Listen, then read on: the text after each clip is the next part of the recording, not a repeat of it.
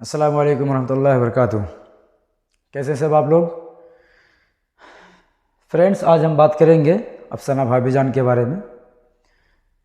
इससे पहले वाले वीडियो में हम लोग पढ़ाई किए थे सुहेल अज़ीम आबादी के ऊपर। सुहेल अज़ीम आबादी कौन थे, उनका असल नाम क्या था, ठीक है, उनके अफसाने कैसे थे और क्या क्या थे।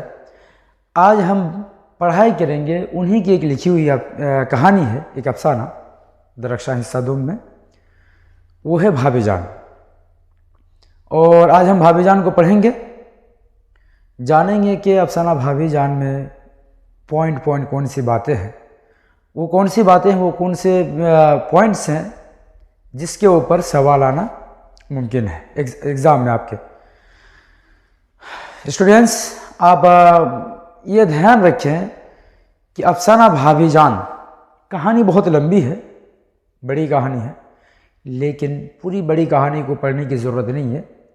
पूरी कहानी के अंदर से जो पॉइंट्स है जिनको जानना ज़रूरी है, और सवालात जो बनते हैं, आते हैं आपके एग्ज़ाम में हो, आपकी किताब में जो सवालात हैं, उन्हीं के मुताबिक हम आपके सामने कुछ पॉइंट्स लेकर आए हैं, बोर्ड पे लिखा हुआ है। अफसाना भाभी जान के बारे में हम लोग पढ़ेंगे आज। सबसे पहला पॉइंट जो हमने लिखा है वो है अफसाना भाभी जान में, यानी इस कहानी में, सुहेल अज़ीम आबादी की जो कहानी अफसाना भाभी जान, इस कहानी में भाभी के किरदार का नाम क्या है? भाभी के किरदार का नाम रुक़ैया भाभी है।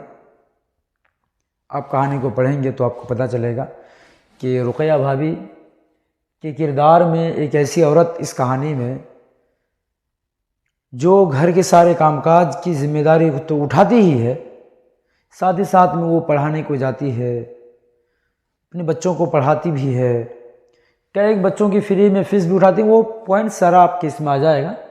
देखिए, पहला पॉइंट क्या है, अफसाना भाभी जान में भाभी के किरदार का नाम रुक़ैया भाभी जान है। सवाल आएगा, अगर सवाल बनता है इस तरह से सवाल आ सकता है कि सुहेल अज़ीम आबादी का जो अफसाना है अफसाना भाभी जान, उस अफसाने में जो भाभी का किरदार है उसका नाम क्या है? तो उसका नाम है रुक़ैया।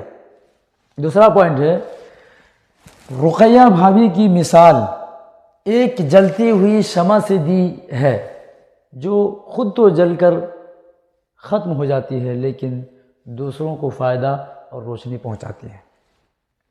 ये पॉइंट्स हैं रुक़ैया भाभी की। इस पॉइंट्स के का मतलब आप समझेंगे, कहानी पढ़ेंगे आपको तो पता चलेगा कि रुक़ैया भाभी एक ऐसी औरत होती है जो खुद न जाने बहुत सारी कितनी तकलीफ़ों को बर्दाश्त करती है, झेलती है, उसके बावजूद भी उसके चेहरे से, उसकी आँखों से ज़र्रा बराबर किसी चीज़ की कोई शिकवा, कोई गिला और कोई शिकायत नज़र नहीं आती। खुद परेशानियों को उठाकर दूसरों की भलाई में लगी रहती है। जैसे कि कुछ बच्चों को फ्री में पढ़ाती हैं, खर्च उठाती हैं, इसी तरह से घर के कामकाज को संभालती हैं। तो एक शमा, एक जलती हुई चिराग की मिसाल दी गई है कि जैसे कि एक चिराग, एक शमा खुद जलती है, शमा जलकर खुद ख़त्म हो जाती है लेकिन रोशनी दूसरों को देती है। उसी तरह से रुक़ैया भाभी की मिसाल इस कहानी में बयान किया है कि खुद परेशानी उठाती है लेकिन दूसरों की भलाई करती है। देखिए, तीसरा अगला पॉइंट है, रुक़ैया भाभी अकेली घर का सारा काम संभालती है, साथ ही साथ दूसरे लोगों की मदद भी करती है। ये पॉइंट समझ में आ गया होगा आपको। जैसे ऊपर हमने बताया कि एक शमा की तरह खुद परेशानी तकलीफ़ों को झेलती है, बर्दाश्त करती है, खुद जलती है लेकिन दूसरों को मदद पहुंचाने के लिए, दूसरों की मदद करने के लिए वो हम्मा वक्त बिल्कुल तैयार रहती है, और फिर घर के सारे कामकाज, सारी जिम्मेदारियां वो खुद उठाती है। अगला है, रुक़ैया भाभी एक कॉलेज में लेक्चरर रहती हैं, 400 रुपये माहाना पर, और एक ट्यूशन पढ़ाती हैं सिर्फ 50 रुपये में। यही टोटल आमदनी होती है उनकी। रुक़ैया भाभी के बारे में आप कहानी पढ़ेंगे तो कहानी में मिलेगा आपको कि वो एक कॉलेज में लेक्चरर होती है, पढ़ाती हैं, जाती हैं वो पढ़ाने के लिए, सिर्फ 400 रुपये महीने के 400 रुपये कमाती हैं। और इसी तरह से एक ट्यूशन वो पढ़ाती हैं, शाम के टाइम एक बच्ची को ट्यूशन पढ़ाती है सिर्फ 50 रुपये में। इस तरह से ले दे करके कुल टोटल आमदनी, उनकी जो होती है महीने में 450 रुपये। इसी 450 रुपये में भाभी जान जो है घर के सारे खर्च को उठाती है, सारी जिम्मेदारियों को निभाती है। फिर अपने इलाके में, गांव मोहल्ले में जो शादी ब्याह किसी का अगर होता है, कोई प्रोग्राम्स वगैरह होते हैं, तो उसमें भी वो अपना योगदान देती हैं, इसी में से, इसी 450 रुपये में से। बहुत बड़ी बात है। तो ये आप याद रखेंगे कि रुकैया भाभी जान जो है एक कॉलेज में लेक्चरर होती हैं, पढ़ाती हैं कॉलेज में। कितने रुपये तनख्वाह लेकर? 400 रुपये तनख्वाह लेकर। क्योंकि सवाल आ सकता है, सवाल आपका आएगा कि रुकैया भाभी कॉलेज में कितने रुपये माहाना तनख्वाह लेकर पढ़ाती हैं? 400 रुपये। जवाब है 400 रुपये माहाना में वो पढ़ाती हैं। एक ट्यूशन 50 रुपये का। अगला पॉइंट देखिए, शमी नाम की एक बच्ची के पढ़ने का खर्च उठाती है। शमी के भाई के एमए की फ़ीस भरने के लिए सोने की 2 चूड़ियों को बेच देती है, जो अपनी बेटी रेहाना के लिए खरीदी थी। ठीक है, पॉइंट है शमी नाम की एक बच्ची के पढ़ने का वो खर्च उठाती है। एक बच्ची होती है जिसको एक स्कूल में पढ़ाती हैं वो, और उसके पढ़ाई का सारा खर्च कौन उठाती हैं? रुकैया भाभी। बच्ची होती है दूसरे की, गांव मोहल्ले की। अच्छा, ये शमी नाम की बच्ची का खर्च क्यों उठाती है? क्योंकि शमी नाम की बच्ची जो है एक गरीब घराने की बच्ची होती है, एक गरीब आदमी की बेटी होती है, इसलिए उनके पढ़ाई का सारा खर्च रुकैया भाभी जान उठाती है। सवाल आएगा आपका, आपकी बुक में सवाल है भी कि रुकैया भाभी जान किस बच्ची का खर्च उठाती हैं पढ़ाई का और क्यों? तो सवाल का जवाब आपका होगा शमी नाम की बच्ची है, उसका पढ़ाई का खर्च उठाती है, और इसलिए क्योंकि वो एक गरीब घराने से ताल्लुक़ रखती है।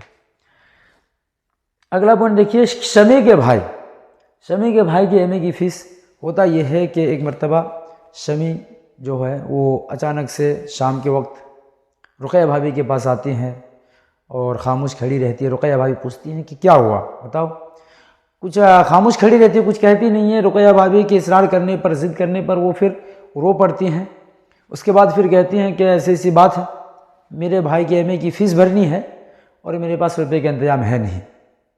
तो रुकैया भाभी उसको खामोश करती है और कहती है कि चिंता ना करो, और अपने अलमारी से 2 सोने की चूड़ियाँ होती हैं रुकैया भाभी के पास, जिन्होंने अपनी बेटी रेहाना, उनकी एक छोटी बच्ची रहती है, अपनी रेहाना बेटी के लिए किसी तरह से रुपये जमा करके उन्होंने उस सोने की चूड़ियों को ख़रीदा था। सिर्फ एक ही बार उनकी बेटी रेहाना ने पहना था उस चूड़ियों को। बगैर किसी सोचे समझे रुकैया भाभी दोनों सोने की चूड़ियों को निकालती हैं और शमी का हाथ थमा देती हैं कि ले जाओ, इसको बेच देना और अपने भाई के एमए की फ़ीस भर देना। तो सवाल आपका आ सकता है, सवाल आता है और किताब में है भी कि रुकैया भाभी जान किसके लिए सोने की चूड़ियों को फ़रोख्त कर देती है, बेच देती है? जवाब होगा शमी के भाई के लिए। शमी के भाई के एमए की फ़ीस भरने के लिए वो दोनों सोनों की चूड़ियों को बेच देती हैं, फ़रोख्त करा देती हैं, जो अपनी बेटी रेहाना के लिए ख़रीदी थी। ठीक है, आगे देखिए। देवर का नाम अख्तर है। इस अफसाना में, अफसाना भाभी जान में रुकैया भाभी के एक देवर होते हैं। कहानी की सबसे शुरू में, स्टार्टिंग में देवर का किरदार आता है। उसके देवर का नाम क्या होता है? देवर का नाम है अख्तर। और उनका देवर जो अख्तर होता है वो जमीला से शादी करना चाहता है। आपके इसमें आएगा सवाल, बुक में है कि रुकैया भाभी के देवर का नाम क्या है? तो रुकैया भाभी के देवर का नाम है अख्तर। सवाल एक और है कि अख्तर, रुकैया भाभी का जो देवर है, वो किस लड़की से शादी करना चाहता था? तो वो लड़की है जमीला। जमीला लड़की से वो शादी करना चाहता है। आगे पढ़ देखिए। रुकैया भाभी के शौहर सियासत लाइन से जुड़े होते हैं, जिसके सबब उनको बार बार जेल जाना पड़ता है। ये एक पॉइंट है, बहुत ही महत्वपूर्ण है। आपके सवाल में, आपकी बुक में सवाल है कि रुकैया भाभी के शौहर को बार बार जेल क्यों जाना पड़ता है? सिंपल सा जवाब है, क्योंकि रुकैया भाभी के शौहर जो होते हैं, उनके शौहर सियासत लाइन से जुड़े होते हैं, नेतागिरी, सियासत लाइन से, सियासत के फील्ड से जुड़े होते हैं, जिनके कारण, जिसके सबब बार बार उनको जेल जाना पड़ता है। और उनके जेल जाने की वजह से भी रुकैया भाभी बहुत ज़्यादा परेशान रहती है, डिप्रेशन में रहती हैं। देखिए अगला पॉइंट है, खाली टाइम में रुकैया भाभी ख़त लिखने का काम भी कर लेती थीं अपना शौक़ पूरा करने के लिए। ये भी एक पॉइंट है। और बुक में सवाल है भी कि रुकैया भाभी जब खाली वक्त में फुर्सत मिलती थी उनको, तो फुर्सत में खाली वक्त में वो क्या काम करती थी एक्स्ट्रा शौक़ पूरा करने के लिए। तो खाली वक्त में आप याद रखेंगे स्टूडेंट्स, रुक़ैया भाभी खाली वक्त में ख़त लिखने का काम करती थी। होता ये था कि नए नए लिखने वाले, वहाँ लिखने वाले जो होते थे, नए नए मजमून लिखने वाले, मकतूब निगारी करने वाले, वो रुक़ैया भाभी को ख़त लिखते थे। तो रुक़ैया भाभी हर किसी नए ख़त लिखने वाले को वो जवाबन ख़त लिखती थी और बहुत ही अदब और सलीक़े के दायरे में रहकर ख़त लिखा करती थी। क्यों?